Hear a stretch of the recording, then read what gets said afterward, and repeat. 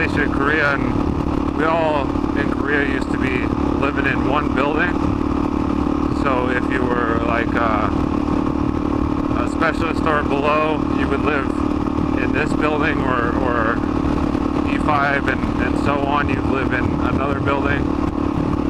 Even if you were married, you would still have to live on base in these barracks. They didn't really let many people come over with their wives. So you had all these dudes that were E4 and below living on the same floor. We had 8 floors, I believe, and my platoon was all on one side of the floor. We worked on the Chinooks, and the Black Hawk mechanics were on the other.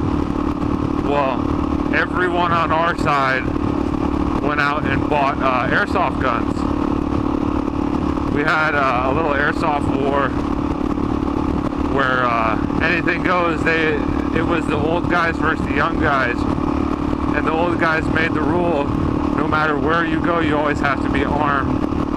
So the old guys would go out and take a smoke break, and we'd watch them through the window and ambush them as they're coming up the elevator.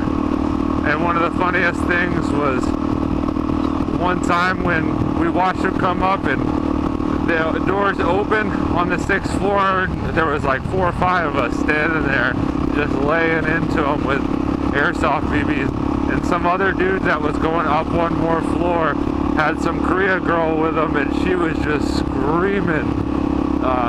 I don't think the Koreans really have ever seen guns. You can't really have guns over there, so she was screaming. I think she thought she was gonna die, but we just lit them up in there. We used to have so much fun doing that. The whole floor would be covered, only on one side, but the whole floor would be covered in airsoft pellets from us having the war.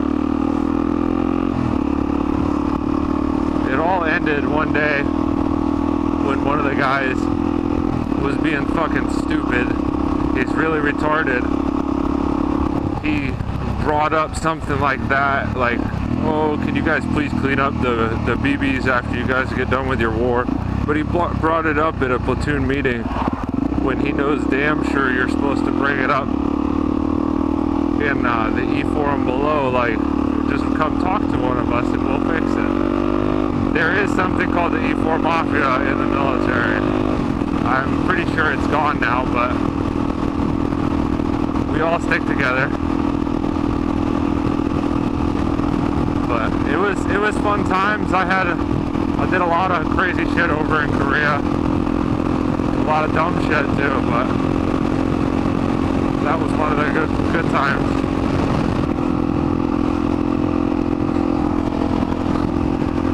Looked like a diesel engine, and the little clutch fan was spinning on it from the wind. Looked like a propeller kinda. A lot of people talk about what's the reason they like this style of bike or that style of bike, and I think it all depends on what you learn on, or what like your lifestyle is. I really enjoy riding a supermoto because I can go have fun in turns, or I can go off-roading if I really want to. I can find little trails. I can do anything.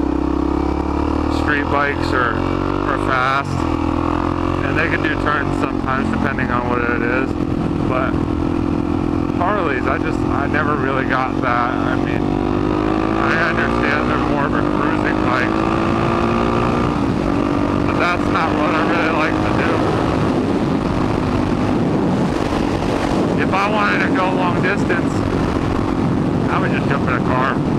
I mean, if I try to go long distance on this, my ass just fucking hurts. But I do it sometimes. I guess Harleys can be fun. I've seen videos of guys wheeling them. I mean, I couldn't wheel him. I can't even wheelie this fucking thing. But I mean, I guess it's your own personal preference. Whatever you started out on. I started out on dirt bikes. I think that's why I like this so much. It's what's familiar to me.